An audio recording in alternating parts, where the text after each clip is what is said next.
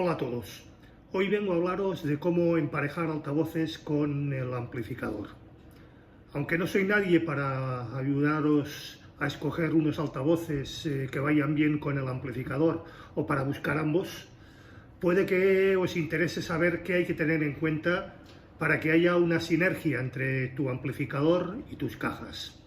Obviamente habrá que hablar de impedancias, potencias, sensibilidades, etcétera, etcétera, pero intentaré explicarlo lo más sencillo posible. Aunque sé que es algo farragoso y denso. Impedancias, empecemos por el principio. La impedancia la encontramos en las especificaciones del amplificador como también en la de los altavoces.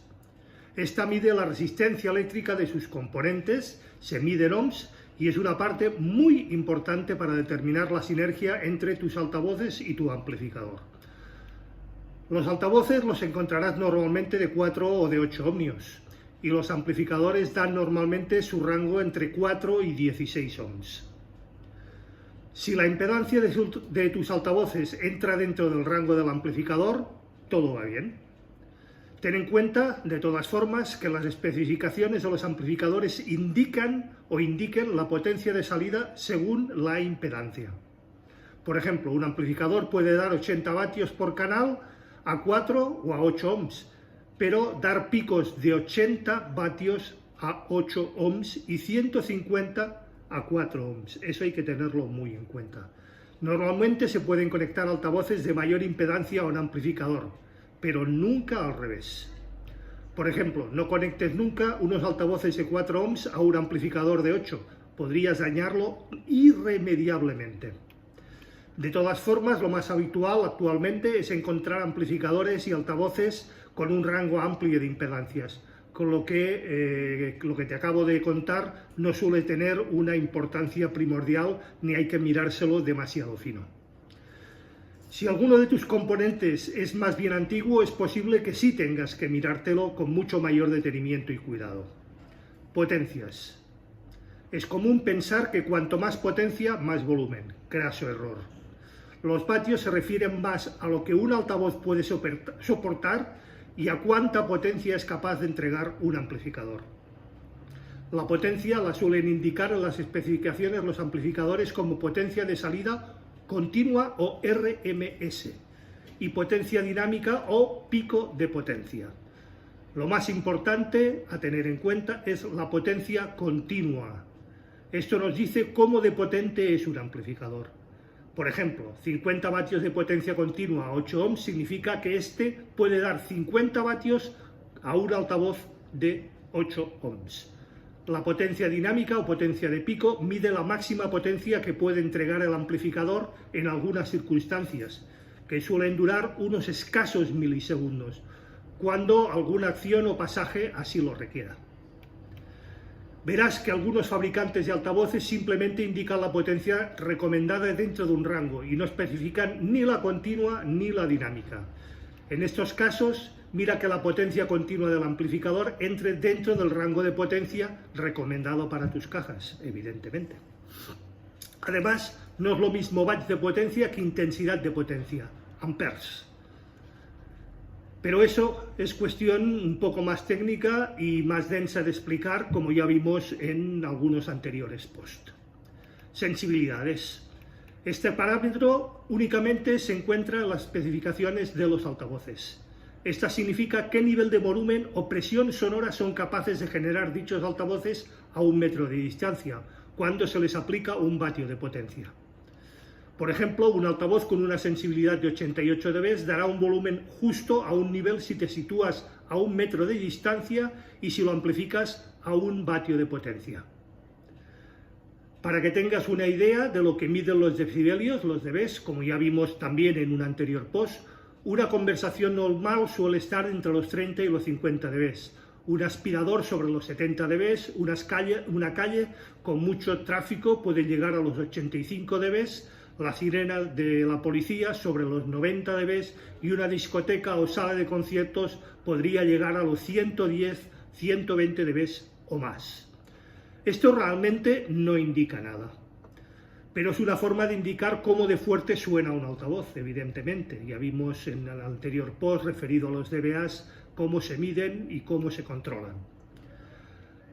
A misma distancia y a misma potencia de un amplificador, un altavoz con una cierta sensibilidad, por ejemplo, los 85 dB, sonará más bajo que uno más sensible, por ejemplo, uno de 91 dB, en la misma sala y configuración. Lo que tienes que tener en cuenta es que un altavoz, cuanto más sensible es, menos potencia de amplificador necesita para poder moverlo. A efectos prácticos podemos dividir la sensibilidad de un altavoz en 3 rangos o 3 franjas. Poca sensibilidad, aproximadamente unos 85 dB, una sensibilidad más o menos normal, la mayoría de altavoces se suelen mover en este rango, sobre los 85-90 dB, y un altavoz muy sensible con más de 90 dB, 91, 95, 98 dB suelen tener los altavoces con una alta sensibilidad. Cuando tengas un altavoz poco sensible, la potencia del amplificador debería de acercarse al máximo de potencia recomendada por el fabricante para este altavoz. Si pones un amplificador cuya potencia no pase mucho del mínimo recomendado, tendrás que tener siempre el amplificador a un volumen más alto, evidentemente, para que suene igual que otro con sensibilidad más alta. Por el contrario, si tienes un altavoz muy sensible, puedes conectarlo al amplificador cuya potencia se acerque al mínimo recomendado para él. No pasa nada si pones más amplificación, siempre que esté dentro del rango recomendado, pero tendrás que trabajar siempre con el amplificador a un volumen más bajo y no podrás soportar tanta presión acústica si te pasas con el mando. Otra cosa que tal vez te interese saber sobre la sensibilidad es la siguiente: se tiene que triplicar la potencia de amplificación para incrementar el nivel sonoro o SPL de un altavoz al doble. Es decir, si tienes 30 vatios, tienes una sensación 1. Necesitarás 100 vatios o algo más para lograr una sensibilidad 2 y 300 vatios para una sensibilidad 3. Por ejemplo, un altavoz con 88 dB de sensibilidad, 1 vatio, puede dar esos dBs a 1 metro de distancia. Pues bien, 2 vatios nos darán 91 dB y 4 vatios 94 dB.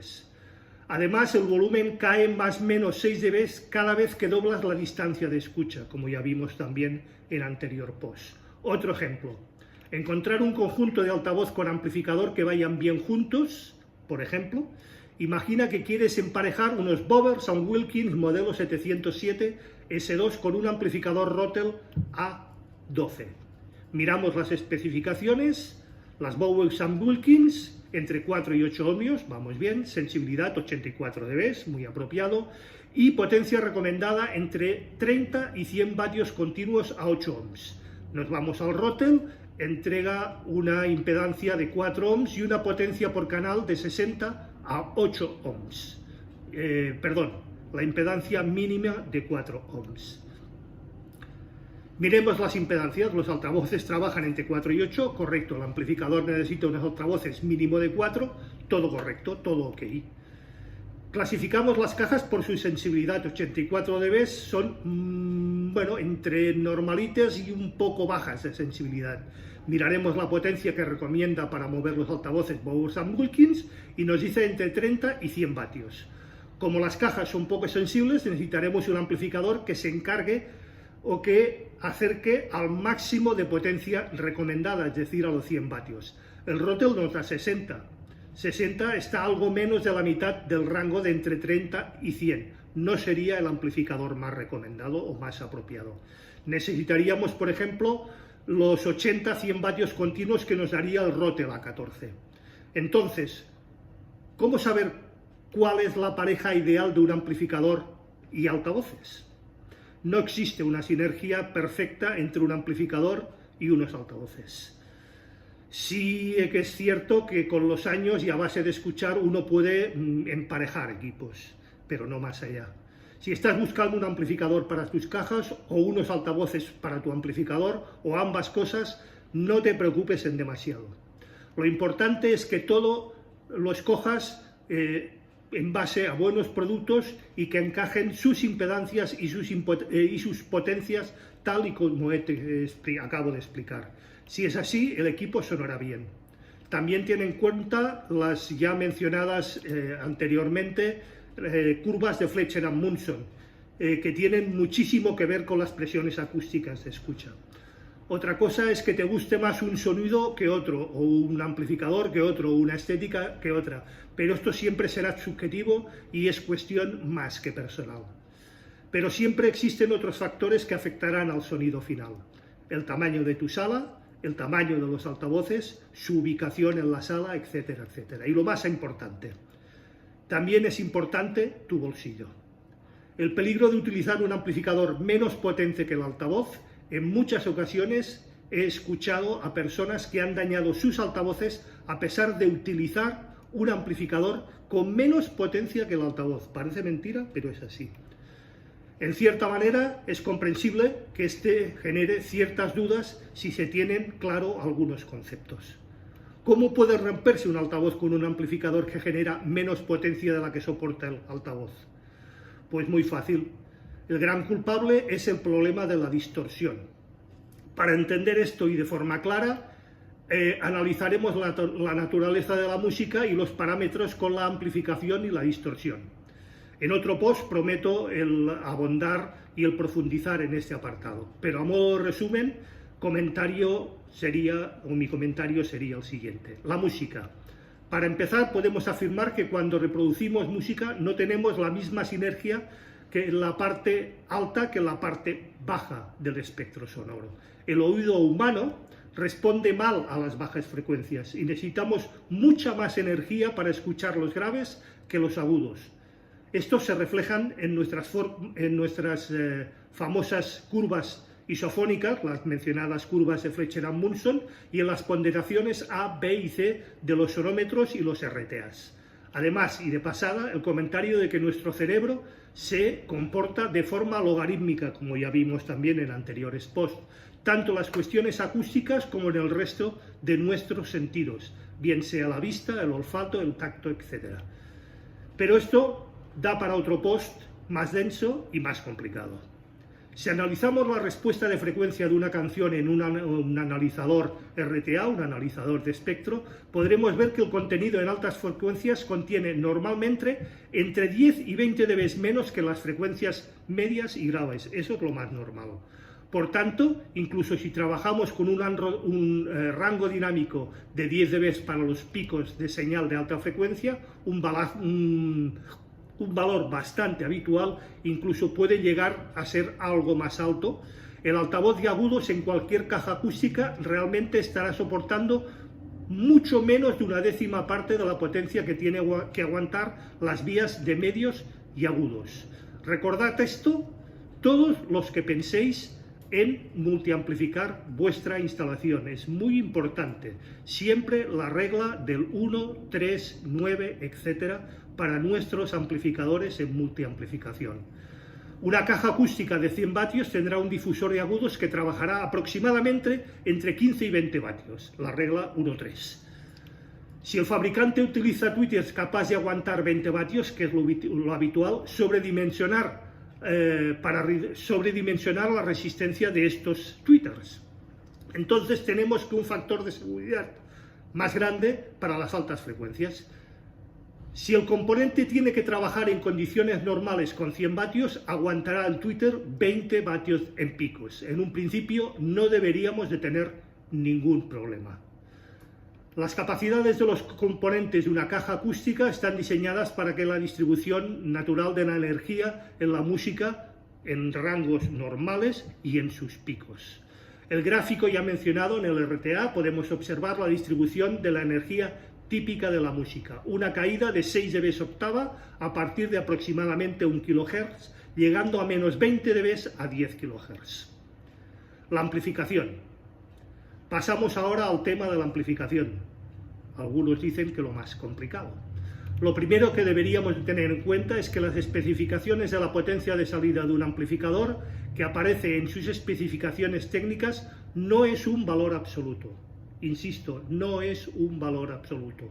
Con esto quiero decir que en ocasiones los amplificadores pueden dar mucha más potencia de la que dicen en sus especificaciones. Eso sí, a una costa de una mucha mayor distorsión. Normalmente los fabricantes nos dan un ratio de potencia de salida en RMS a un nivel correcto de distorsión total armónica, y normalmente esta es muy baja. Pero si el usuario del amplificador envía más señal de la cuenta generando distorsión, la potencia de salida de este amplificador puede aumentar por encima de las especificaciones dadas por el propio fabricante. Por ejemplo, un amplificador con una potencia de 50 vatios RMS y una distorsión armónica total del 0,5% podrá llegar a generar, mediante sobresaturación, 100 vatios de potencia de salida. Sí, 100 vatios, el doble. Y probablemente mucha más potencia extra se generaría con distorsiones mucho más altas de las ya mencionadas. Y como ya hemos mencionado, esto dañaría irremisiblemente nuestros tweeters. Pasemos muy ligeramente sobre la distorsión. Distorsión en altas frecuencias. La potencia extra que se genera al sobrecargar la entrada del amplificador tiene, por tanto, mucha distorsión armónica, como acabamos de mencionar. Y esos armónicos son los que generalmente son peligrosos para nuestros altavoces de agudos. Partimos de la base que la distorsión armónica genera señales que no están presentes en la señal original, y son múltiplos superiores de la señal original, es decir, armónicos múltiplos superiores a los de la propia señal. Para situarnos en esto, veamos la distorsión armónica generada por un tono de 1 kHz, tanto en la sala logarítmica como en la escala lineal. La distorsión generada al distorsionar la entrada de la interface con un tono puro genera distorsión armónica en frecuencias superiores al tono original, como hemos visto, aumentando de forma más que significativa el nivel de energía en los tonos agudos. Pero, ¿qué sucede cuando la señal que distorsiona el amplificador no es un tono puro, sino una señal de rango completo? Por ejemplo, una canción. Con esta distorsión se genera simplemente múltiplos superiores. El tweeter en una caja acústica es el que soporta siempre la mayor cantidad de distorsión, como hemos visto, cuando ésta se produce. Aunque la señal en un principio no tenga gran contenido en altas frecuencias, pero sí gran distorsión en estas frecuencias. Un contrabajo, por ejemplo, no tiene mucha señal en altas frecuencias, pero si esa señal del contrabajo distorsiona en la entrada del amplificador, ganará distorsión armónica en altas frecuencias y realmente tendremos un serio problema para nuestros tweeters. Ondas, factor de cresta, potencia de pico y potencia eficaz. Si visualizamos las ondas generadas mediante un osciloscopio o RTA o Real Time Analyzer, podemos entender mejor lo que sucede. Si introducimos en este una señal sinusoidal de tono puro, veremos que a la pantalla sus extremos superior e inferior se muestran con los contornos normalmente redondeados, como ya vimos, la sinusoide pura. Cuando un amplificador se satura, los controles de onda o los contornos de la onda, que deberían ser redondos, empiezan a ser cuadrados, empiezan a dejar de ser redondos o incluso en muchas ocasiones en dientes de sierra, lo que en cuanto se aproxima a la potencia RMS, en cuanto sobrepasamos esa potencia RMS, esas ondas cuadrados o esos picos se incrementan. Eso genera distorsión armónica de una manera brutal y es lo que puede dañar irremediablemente nuestros tweeters, llevándolos a la muerte súbita en muy poco espacio de tiempo. Sin embargo, si utilizamos un amplificador con mayor potencia, podrá generar los niveles de potencia requeridos sin producir este recorte, estas ondas cuadradas o estos picos, permitiendo que el sistema de altavoces reciba la señal amplificada con una distorsión normal y dentro de sus niveles de energía. En estas condiciones, aunque aumente la potencia, el daño del altavoz de agudos es incomparable. Recordemos que están diseñados con un factor de seguridad importante, normalmente el doble de lo que en su principio podrían soportar. Una cuestión importante para tener en cuenta es el factor de cresta. El factor de cresta es un coeficiente de valor de pico en la señal en su valor promedio o RMS. Los fabricantes de amplificadores utilizan normalmente para medir la potencia de sus amplificadores tonos puros, como ya hemos visto, y barridos de onda. Estas señales tienen un factor de cresta de aproximadamente 3 dB. Esto significa que la potencia de pico de un amplificador, la máxima potencia que puede soportar el amplificador sin averiarse durante un periodo de tiempo relativamente corto, es el doble de la potencia eficaz, potencia del amplificador que es capaz de desarrollar durante largos periodos de tiempo sobre una determinada carga nominal o sobre un número de ohmios nominal. Por tanto, los fabricantes utilizan señales con 3 dB de factor de cresta para darnos sus especificaciones. Sin embargo, nosotros normalmente podemos trabajar con música con un factor de cresta entre 15 y 20 dB, muchísimo más de lo que hemos visto. Si con un tono puro, con un factor de cresta de 3 dB, el amplificador genera 100 vatios de potencia eficaz, con una señal de factor de cresta de 20 dB, el mismo amplificador generará una potencia eficaz de más del doble. Por lo que queda claro que tiene bastante sentido el sobredimensionar en cierta medida los amplificadores con respecto a nuestros altavoces. Es también importante advertir la diferencia entre música en directo y música grabada o masterizada, debido a su diferencia de dinámica, evidentemente. La música comercial de hoy en día ha llegado a límites de compresión absurdos. Su factor de cresta puede llegar a estar en algunos casos extremos cerca de los 3 dB dentro de la onda sinusoidal. La guerra de los dBs, que espero poder contar también dentro de muy poco, en un futuro post, explica perfectamente este hecho. Consejos de protección para nuestros equipos. Llegados a este punto, podemos concluir con algunos consejos para proteger nuestros sistemas y dimensionarlos de forma correcta y de forma lo más lineal posible. Evitar a toda costa la distorsión. Es sin duda lo más peligroso para nuestros altavoces, sobre todo los agudos. No hay nada como mantener una buena estructura de ganancia y tener nuestros niveles siempre bajo control. Por algo le llevan los medidores Boometers o LED muchísimos amplificadores previos y etapas de potencia. Sobredimensionar con mesura siempre nuestros amplificadores. Si vamos a trabajar con señales con mucha dinámica y por tanto con factor de cresta más o menos grande, es conveniente que los amplificadores generen más potencia de la que puedan admitir nuestros altavoces o cajas, en una proporción óptima, aunque podríamos debatir siempre largamente sobre este hecho. Podría ser, por ejemplo, un amplificador entre un 50 y un 75 más de potencia eficaz que nuestros altavoces. Utilizar siempre la limitación. Es interesante el tratar de proteger nuestros sistemas para evitar problemas y evitar forzar nuestros altavoces.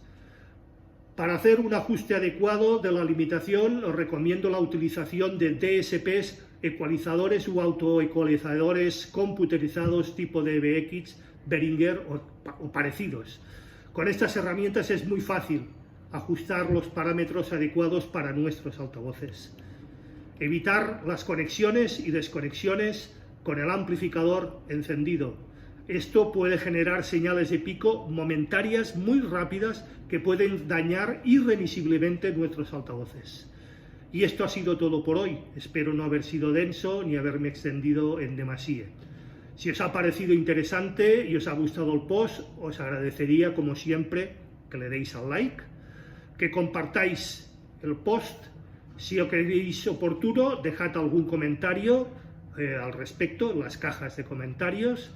Recordad suscribiros si no lo estáis ya al canal, darle a la campanita gris para que YouTube os avise de nuevos o novedades en el post. Y como siempre quedo a vuestra disposición para lo que queráis oportuno y como siempre prometo responder debidamente. Muchísimas gracias y nos vemos el próximo viernes hasta las 8 estrenamos.